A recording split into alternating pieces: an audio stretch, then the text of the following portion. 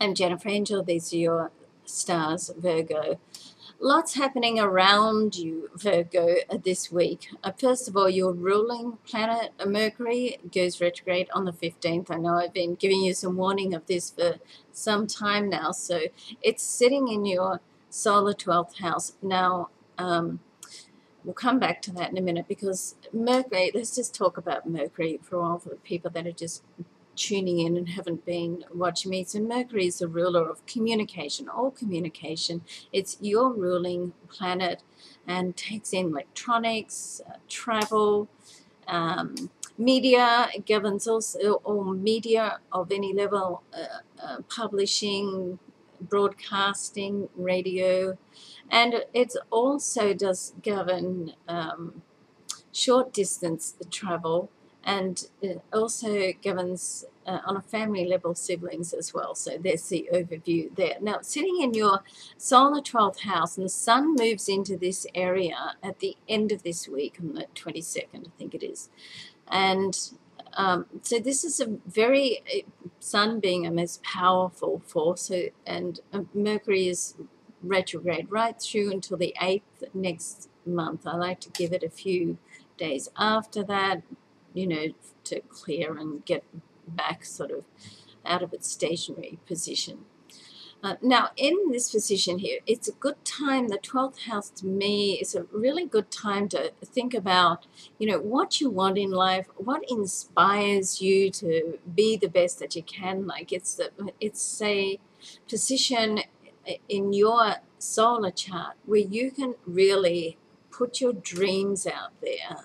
You're a very logical person. So what I'm suggesting for you to do over this next month, while the sun is in this position particularly, and while Mercury is retrograde, rather than initiating things into action, is just to sit down and think about what it is you want, your goals, how to get there, and the steps to get there. So once you do your goals, then chunk them down. Think big first, then chunk them down into smaller, achievable action points, because sometimes it's great when we say, think big. I love that term, but sometimes it can be a little overwhelming when you do that, and you don't have the belief that you can actually do it because it's too out there and too far-fetched. So if you chunk it down to smaller, achievable goals, then it becomes more real.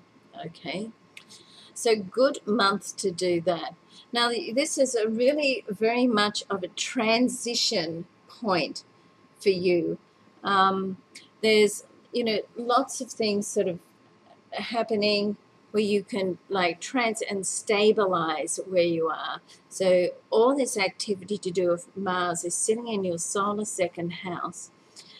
Now, this is your house of money and possessions. Now, it's to be forewarned, it's likely that you'll be tempted to take some risks or some gambles. Okay, make sure you know what you're doing there. Make sure you followed it up. You don't want to have any regrets. So make sure you've got your research down, you know what you're doing, you feel confident about it, and in other words, make sure your risks are calculated. Okay, don't be tempted to go in and do something that you don't feel right about just because somebody else is doing it. It needs to be right for you.